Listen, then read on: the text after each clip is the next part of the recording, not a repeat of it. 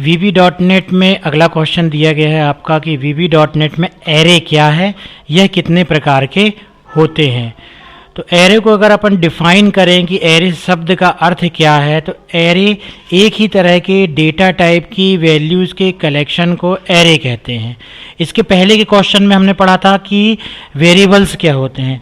Variables क्या करते हैं, कोई एक वैल्यू को स्टोर करने के काम आते हैं, लेकिन एरे जो होते हैं वो उसी प्रकार की 10 वैल्यू को एक ही मेमोरी लोकेशन पे स्टोर कर सकते हैं, एक ही जगह लगातार मेमोरी लोकेशन पर स्टोर कर सकते हैं। ये एरे की क्षमता है। किसी भी प्रोग्रामिंग लैंग्वेज में डेटा को स्टोर करने के लिए एरे एक स्टैंडर्ड स्ट्रक्चर है। एक वेरिएबल एक सिंगल वैल्यू को स्टोर कर सकता है, जबकि एक एरे एक डेटा टाइप के डेटा के सेट को स्टोर कर सकता है। यहाँ पर उदाहरण के लिए देखिए, integer salary is equal to 3000।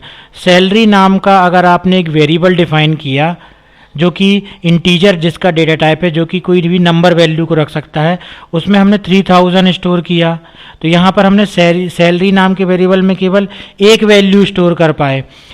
यह एक व्यक्ति की सैलरी को स्टोर कर रहा है, लेकिन यदि हम 10 एम्प्लॉय की सैलरी को स्टोर करना चाहते हैं तो इसके लिए हम 10 वेरिएबल को डिक्लेयर करेंगे। जैसे यहाँ पर एक वेरिएबल बस डिक्लेयर हो पाया, वैसे हमको 10 एम्प्लॉय की वैल्यू को स्टोर करना होगा, तो हम लिखेंगे सैलरी 1, सैलरी 2 डैश, इस प्रकार से सैलरी 10 तक की वेरिएबल को हमको डिफाइन करना पड़ेगा। मतलब 10 वेरिएबल के अलग अलग नाम हमको VB.NET में डिफाइन करने पड़ेंगे वेरिएबल को स्टोर करने के लिए। लेकिन इसका दूसरा विकल्प है कि हम एक एरे को डिक्लेयर करें तथा इसका साइज 10 डिक्लेयर कर दें। तो एक ही बार में आप 10 लोगों की वैल्यू को स्टोर करने के लिए, 10 लोगों की सैलरी को स्टोर करने के लिए आप एक ही बार में एरे को डिक्लेयर कर देते हो। अब देखते हैं एरे को डिक्लेयर कैसे करते हैं। तो VB.NET में वेरिएबल की तरह ही एरे को भी डिम स्टेटमेंट का प्रयोग करके डिक्लेयर कर सकते हैं, जैसे डिम सेल 10 एज एट इंटीजर। आप इसको पूरी एक लाइन में लिखोगे, डिम कीवर्ड लगाते हैं, सेल जैसे वेरिएबल का नाम लिखते हैं, लेकिन यहाँ पर हम टोटल साइज दे देते हैं कि आप कितनी वैल्यू स्टोर करना चाहते हो, तो ये कहलाता है एरे की साइज। तो यहाँ पर हमने लिख दिया सेल 10 एज इंटीजर, तो हम यहाँ पर 10 लोगों की वैल्यू को स्टोर कर रहे हैं, 10 सैलरी को हम स्टोर कर रहे हैं। यहाँ पर सेल एरे का नाम है जो 10 वैल्यू को स्टोर करने की क्षमता रखता है।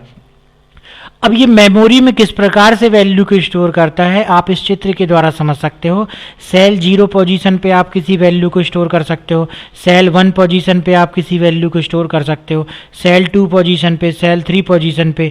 इस प्रकार से अगर आप सेल 10 डिफाइन करते हो, VB.NET में एरे बनाते हो, तो ये 0 से लेकर 9 तक का मेमोरी में 10 जगह खाली कर देता है वैल्यू को स्टोर करने के लिए। अब जो भी वैल्यू आप सेव करते जाते हो, जैसे आपने 5000 सेल 0 में स्टोर किया, तो इसका मतलब है कि सेल 0 नंबर की इंडेक्स पोजीशन पे आपने 5000 स्टोर कर दिया। सेल 1 में आपने 6000 स्टोर किया, इसका मतलब सेल 1 नंबर की इंडेक्स पोजीशन में आपने 6000 स्टोर कर दिया। तो इस प्रकार से आप किसी भी वेरिएबल, किसी भी एरे में वैल्यू को स्टोर कर सकते हो। तो ये था आपका एरे। एरे के उदाहरण को यदि हम समझें तो ये देखिए, यहाँ पर पहले से हमने एक प्रोग्राम बना करके रखा हुआ है। तो ये देखो, यहाँ पर हमने एक लिस्ट बॉक्स कंट्रोल लिया और एक बटन कंट्रोल लिया, और हम बटन पर डबल क्लिक करके यहाँ पर हमने कोडिंग की हुई है। ये देखिए, हमने यहाँ पर ए नाम का एक एरे बनाया और उसमें हमने 10 वैल्यू को स्टोर करने के लिए जगह बनाई। यहाँ पर अपन एरे का नाम यूज़र डिफाइन है, सैलरी ले लें, ए ले लें, बी ले लें, सी ले लें, जो भी चाहें हम एरे का नाम ले सकते हैं। तो यहाँ पर देखो, आप जो है A0 पोजीशन में हमने 100 स्टोर किया, A1 पोजीशन में हमने 200 स्टोर किया, A4 पोजीशन पे हमने 300 स्टोर किया और A5 पोजीशन पे हमने 100 स्टोर कर दिया। मतलब पहले अपन ने एरे बनाया और एरे में हमने अलग अलग वैल्यू को स्टोर कर दिया। अब हमने लिस्ट बॉक्स की आइटम्स प्रॉपर्टी में ऐड कर दिया। ये देखो, A1 की वैल्यू को, तो A1 की वैल्यू क्या है 100, इसी प्रकार हमने A4 की वैल्यू को, A4 की वैल्यू क्या है 300, इसी प्रकार की A5 की वैल्यू को क्या है 100। तो लिस्ट बॉक्स पे हमने क्या कर दिया, ऐड कर दिया। जब आप इस प्रोग्राम को रन करोगे तो ये देखो, जैसे ही प्रोग्राम रन होगा और अगर हम बटन पे क्लिक करेंगे तो ये देखिए बटन पे क्लिक करने पर हमने क्या कोडिंग लिखी थी कि लिस्ट बॉक्स की आइटम प्रॉपर्टी में क्या ऐड हो जाए, A1 में जो भी वैल्यू हो। तो A1 में वैल्यू कितनी थी 100, तो ये 100 स्टोर हो गई। A4 की वैल्यू स्टोर हो जाए, A4 में वैल्यू कितनी है 300, 300 स्टोर हो गई। A5 स्टोर हो जाए तो A5 में कितनी वैल्यू 100, तो ये 100 आ गई। तो इस प्रकार से आप जो है एरे का इस्तेमाल आप जैसा चाहें वैसा इस्तेमाल कर सकते हैं। तो ये था आपका सिंगल डायमेंशनल एरे का उदाहरण।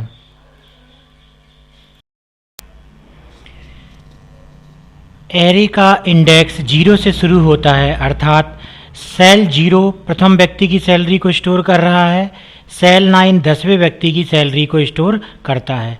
ये जो हमने उदाहरण देखा यहाँ पर कि किस प्रकार से एक सेल नाम का एरे में वैल्यू स्टोर होगी।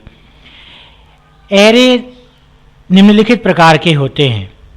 पहला एरे है वन डायमेंशनल एरे, दूसरा है मल्टी डायमेंशनल एरे।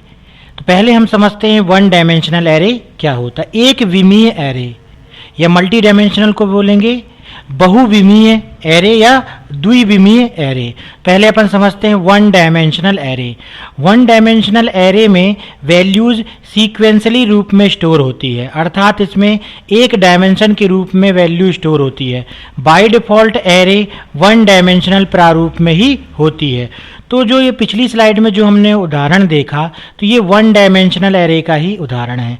इसमें वैल्यू मेमोरी में एक सीक्वेंशियल रूप में एक रो के रूप में वैल्यू स्टोर हो रही हैं। इसी को वन डायमेंशनल एरे बोलेंगे। और जो हमने प्रोग्राम रन किया था वो भी वन डायमेंशनल एरे का ही उदाहरण है। दूसरा होता है मल्टी डायमेंशनल एरे। जब हम डेटा को रो तथा कॉलम में स्टोर करना चाहते हैं तब मल्टी डायमेंशनल एरे का प्रयोग किया जाता है। तो जहाँ पर अगर मेमोरी में डेटा रो और कॉलम के रूप में स्टोर हो रहा है तो उसको हम बोलेंगे मल्टी डायमेंशनल एरे या टू डायमेंशनल एरे। इसे आप इस उदाहरण से समझ सकते हो। यदि हमको इस डेटा को स्टोर कराना है मेमोरी में, तो ये हमारा डेटा देखो किस प्रकार से मेमोरी में स्टोर है। अगर ये पूरा मेमोरी का स्ट्रक्चर है तो इस रो को हम बोलेंगे ये 0 नंबर की रो है, ये दूसरी रो जो आ रही है 1 नंबर की रो है और ये हमारी 2 नंबर की रो है। इसी प्रकार से ये 0 नंबर का कॉलम है और ये 1 नंबर का कॉलम है। तो अगर आप मेमोरी की पोजीशन बोलोगे कि ये जो सैन फ्रांसिस्को लिखा हुआ है वो मेमोरी के इस एरे के किस पोजीशन पे स्टोर है, तो ये 0 नंबर की रो और 0 नंबर के कॉलम, मतलब ये 0 पोजीशन पर स्टोर है। इसी प्रकार से अगर हम बोलेंगे ये 75 किस पोजीशन पे स्टोर है, तो ये 0 नंबर की रो और 1 नंबर के कॉलम। तो इसको हम किस प्रकार से लिखेंगे, 0 और 1 पोजीशन पे स्टोर है। इसी प्रकार से अमेरिका को अगर हम लेंगे तो ये 1 नंबर की रो हुई और 0 नंबर का कॉलम हुआ। तो ये अमेरिका इस 2 डायमेंशनल एरे मेमोरी में ये 1 और 0 पोजीशन पे स्टोर है। इसी प्रकार से ये 65 जो है वो 1 नंबर की रो और 1 नंबर के कॉलम पोजीशन पे स्टोर है। इसी प्रकार की आगे की भी वैल्यू को मेमोरी में स्टोर किया गया है। तो इस प्रकार से 2 डायमेंशनल एरे में या मल्टी डायमेंशनल एरे में वैल्यूज़ की 2 पोजीशन को हमको बताना पड़ता है, रो और कॉलम की पोजीशन को। और मेमोरी में कुछ स्ट्रक्चर डेटा का इस प्रकार से बनता है। तो ये था आपका 2 डायमेंशनल एरे। अगर आपको 2 डायमेंशनल एरे के उदाहरण को समझना है तो आप इस प्रकार से इसे भी आप समझ सकते हैं कि यहाँ पे जो हमने प्रोग्राम देखा था, ये प्रोग्राम था 1 डायमेंशनल एरे का। यहाँ पे हमने उदाहरण देखा था। इस उदाहरण में हमने एक एरे बनाया था जिसमें कि केवल एक ही इंडेक्स पोजीशन थी। इसका मतलब ये 1 डायमेंशनल एरे था।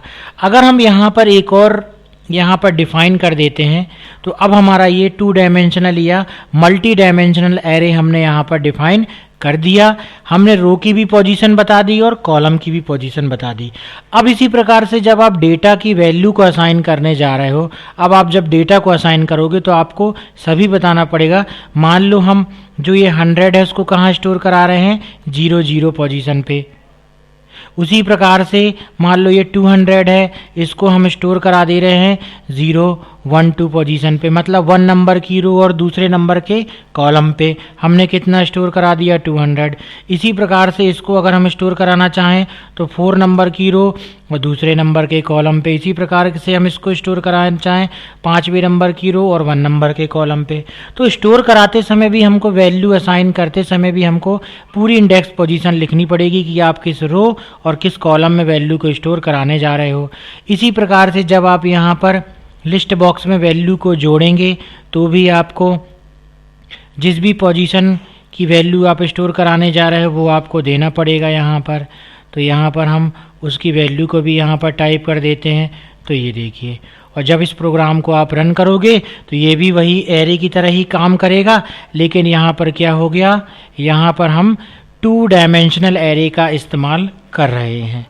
अब 1 डायमेंशनल एरे और 2 डायमेंशनल एरे में अंतर क्या हुआ और 2 डायमेंशनल एरे का फ़ायदा क्या हुआ? ये भी तो वही एक ही वैल्यू को स्टोर करने का काम कर रहा है और 1 डायमेंशनल एरे भी एक ही वैल्यू को स्टोर करने का काम कर रहा है।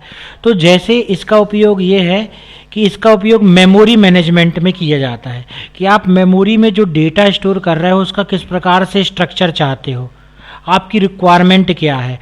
आप डेटा को सीक्वेंसली स्टोर करके रखना चाहते हो तो आप 1 डायमेंशनल एरे स्टोर करो।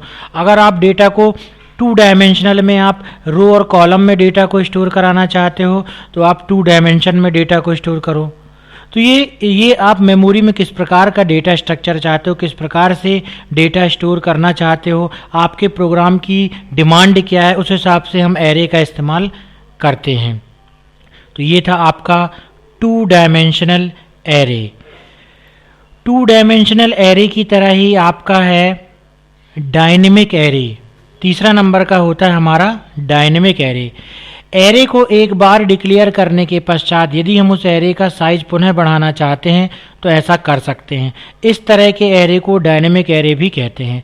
हम इसे सामान्य रूप में डायनेमिक स्टेटमेंट का प्रयोग करके स्पेसिफाई करते हैं। तो अगर आपने एक एरे बनाया, देखिए डिम डायनेमिक एस इंटीजर, तो हमारा डायनेमिक नाम का एक एरे बन गया जिसके अंदर कोई भी साइज नहीं है। हमको जैसी ज़रूरत पड़ेगी हम उसका साइज जो है चेंज कर लेंगे, और साइज चेंज करने के लिए हम जो है रीडिम स्टेटमेंट का प्रयोग करेंगे।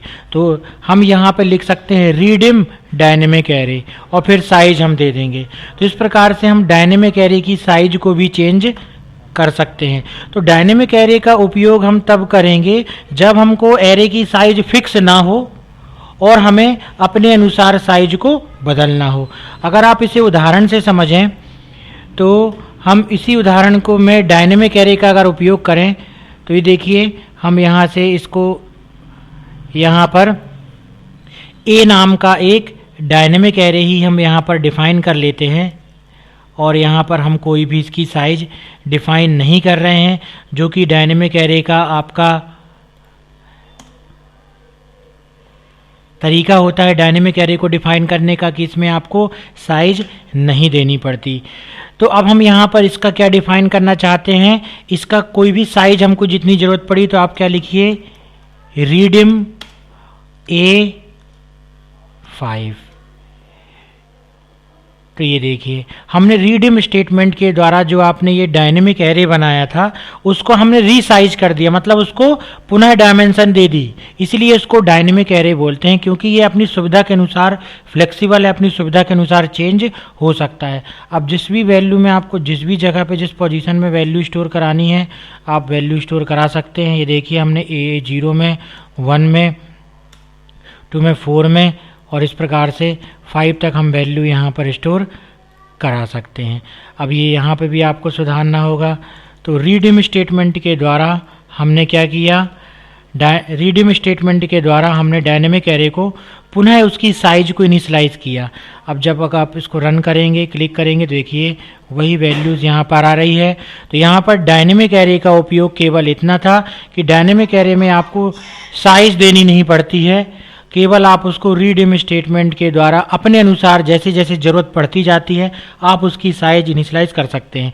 अब जैसे प्रोग्राम में आगे चल के हमको इसकी साइज को बढ़ाना है, 5 नहीं चाहिए, हम इसकी साइज़ 50 करना चाहते हैं, तो आप फिर से यहाँ पर आइए और रीडिम और यहाँ पर ए 50 कर दीजिए। तो आपका एरे की साइज़ क्या हुई, निश्चित नहीं हुई, आप अपने अनुसार उसको बदल रहे हो, इसीलिए इसको बोलते हैं डायनेमिक एरे। तो ये था आपका डायनेमिक एरे।